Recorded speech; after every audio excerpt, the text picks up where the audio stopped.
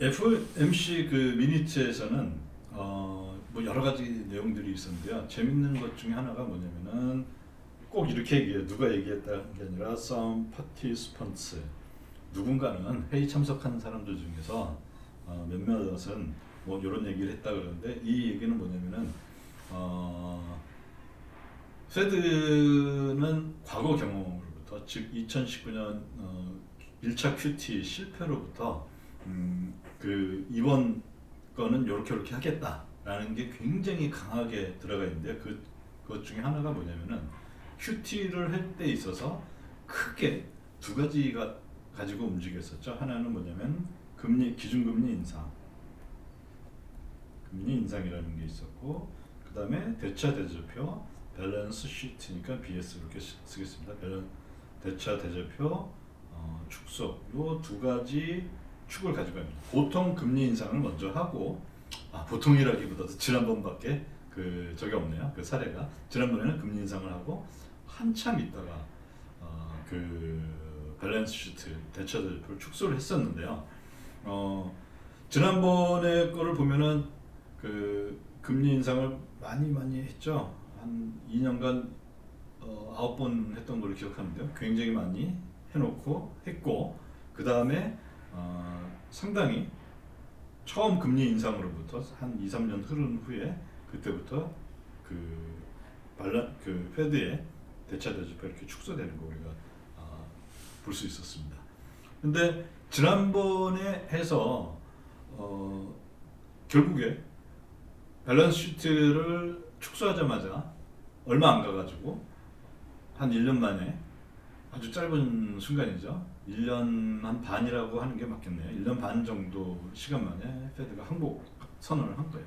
그 이유는 뭐였느냐?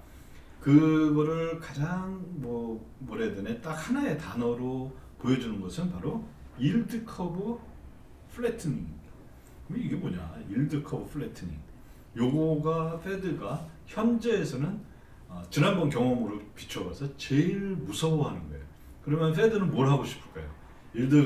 일드 커브 플래트닝이 생겼으니까, 이게 수익률 곡선 평탄한데, 그러면 수익률 곡선이 이렇게 가파르게 만들어야겠죠. 일드 커브 스티프닝, 이걸로 해야 될 거.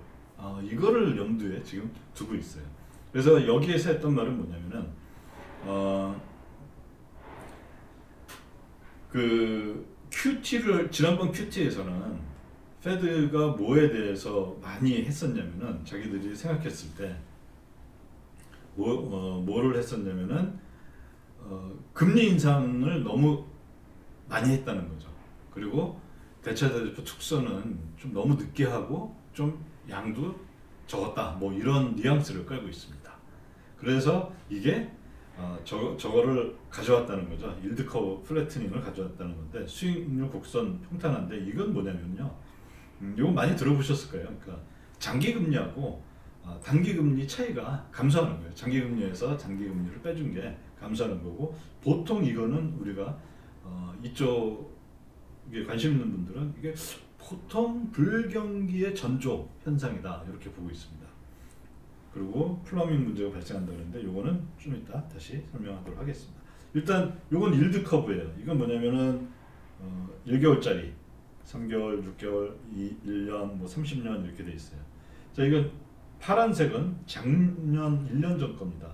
요걸 보시면은 기간이 길수록, 만기가 길수록 그 이자율이 국채의 이자율이 이렇게 높아지는 거 우리가 볼 수가 있죠. 이거 뭐 어떻게 보면 당연한 현상이죠. 그런데 요 까만 거는 최근의 현상입니다. 이 얘기는 뭐냐면은 일드 커브가 이렇게 중간께 이렇게 쭉 올라왔죠. 그런데 아주 뭐 10년, 20년 이런 거는 올라온 폭이 얼마 안 돼요.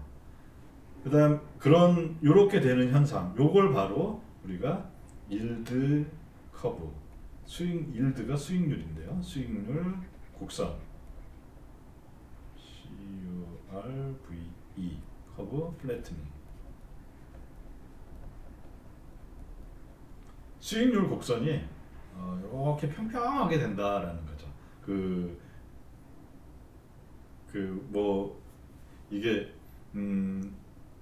아주 이렇게 가파르게 되지 않고 평평하게 된다라는 의미입니다. 그러면 요게 일드 커브가 이렇게 되면요 어떤 현상이 되냐면요 10년물하고 요 뭐 예를 들어 보통 1년 또는 2년물 요걸 뺀 게 차이가 점점점 줄어들어요. 그러면 이게 과거 경험에서는 어떤 걸 보여줬냐? 한번 실제 보시면요. 이게 어떤 식으로 보여줬냐면은 자 이게 10년에서 요거는 1년물을 뺀 겁니다. 그 UST 국채. 그러면 이렇게 줄어들죠. 이게 바로 일드 커브 플래트닝을 그냥 가장 뭐라 해야 되나 쉽게 한눈에 볼 수 있게 이렇게 나타내주는 그래프인데요. 쫙 줄어들죠. 자 그러면 여기 보면 이렇게 회색 구간들이 있죠.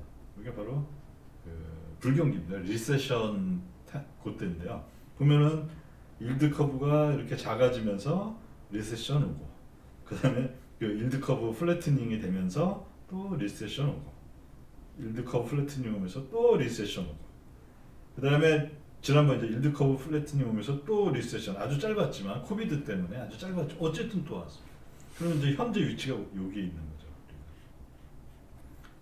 그러면 페드가 이게 사실 요거를 설명하는 경제학적 이론은 그렇게 뭐 딱 마땅하지는 않아요. 근데 이게 상당히 좀 어떻게 보면 심리적인 거예요. 이게 뭐냐면은 단기는 높은데 장기가 낮은 거예요. 근데 장기 이게 보통 10년물 보통 기준으로 하는데요.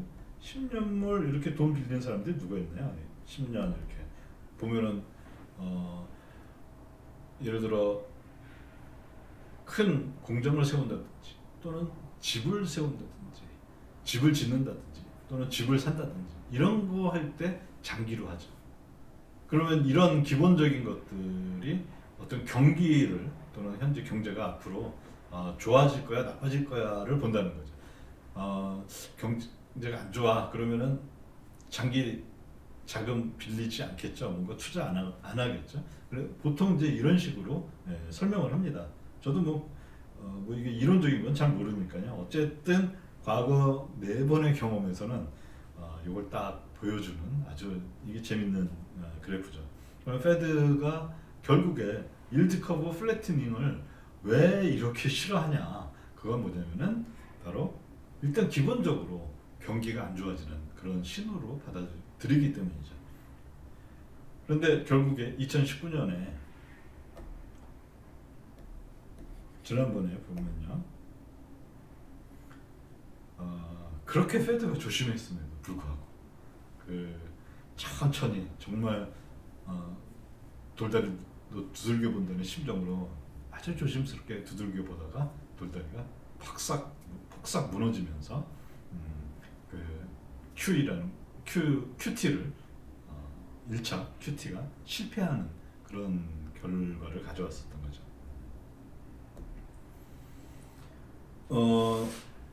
이쪽 금융에 있는 분들은 이 금융시장에서 특히 페드가 단기 정책금리를 뭐 올렸다 내렸다 하면은 그게 또 다른 조금 장기로 그 다음에 그게 시장에서 또 장기로 이렇게 이 이자율이 이렇게 반영이 된다고 생각을 하고 있어요.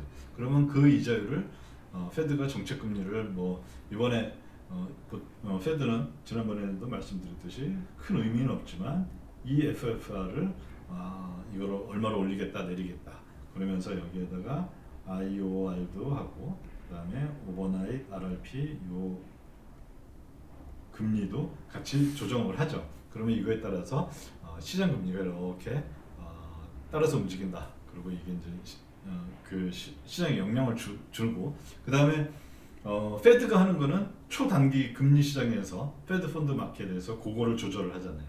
그럼 그게 뭐 레포 시장이라든지 그게 좀 더 중장기 시장이라든지 이걸로 그 금리가 넘어가게 만들고 이걸 원활하게 하는 그 전체적인 작업을 큰 뭐 한 사람이 하는 건 아니죠. 수많은 참여자들이 와서 만드는데요. 그걸 플러밍이라고 합니다. 이 플러밍이라는 것은 뭐냐면 말 그대로 배관이에요. 그러니까 배관 청소를 하는 거죠. 이렇게 물이 흘러가는 파이프가 있으면은 파이프 안에 뭐가 막혀 있으면은 이게 압력이 커지잖아요. 막힌 부분에서 뭐 고혈압 같은 게 그런 거잖아요. 뭐 안에 먼지가 낀다든지 어떤 그 불순물이 축적이 되거나 하면은 거기에서 그 혈압이 높아지고 이게 심하면은 이 출혈이 생기는 거죠.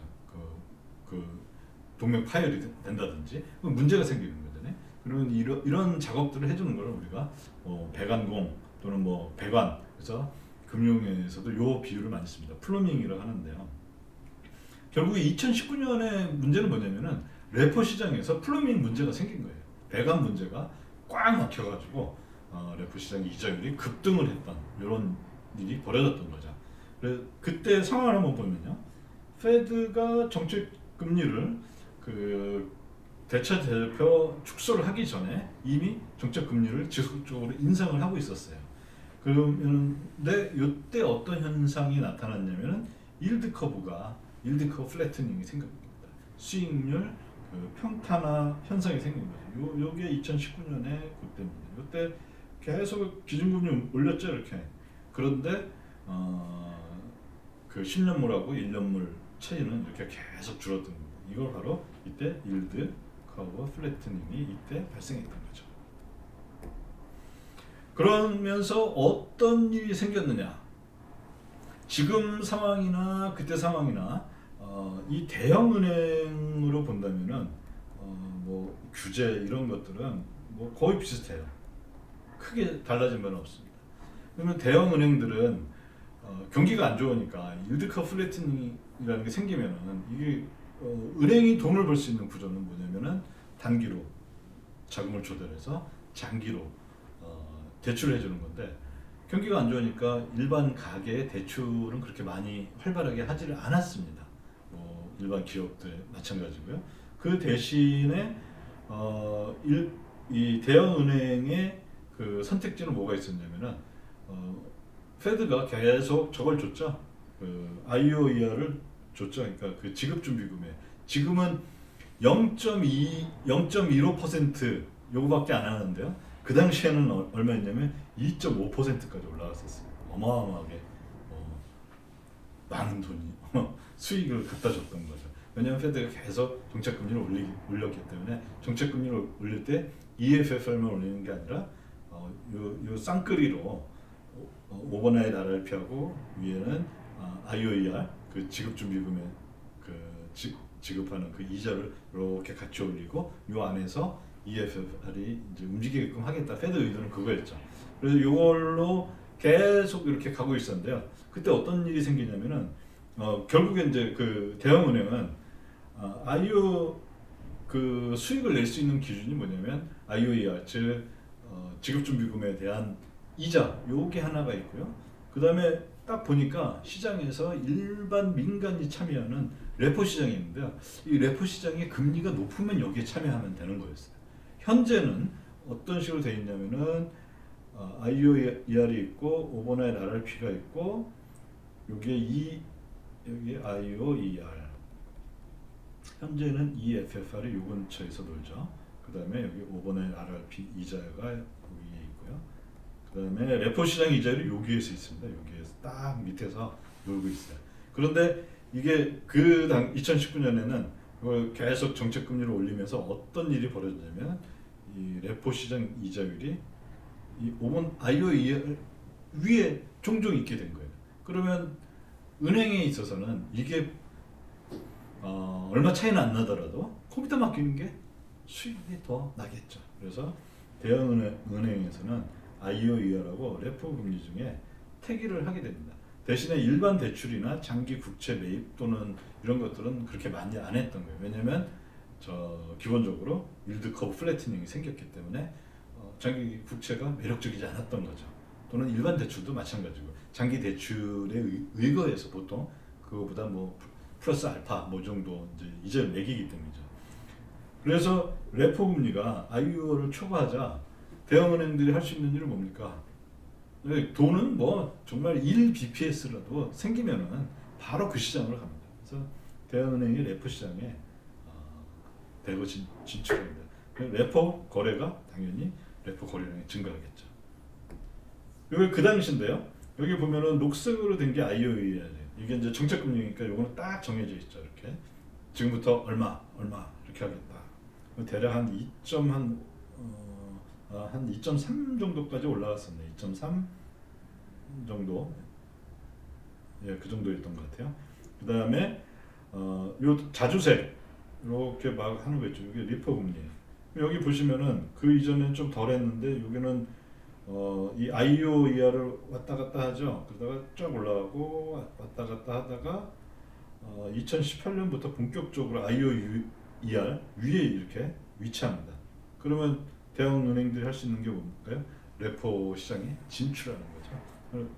그래서 보통 한 그 이전에 한 800 정도, 8천억 정도 이 그 거래량이 있었는데 이게 한 4천억 정도로 늘어나게, 4천억 정도가 증가하게 됩니다.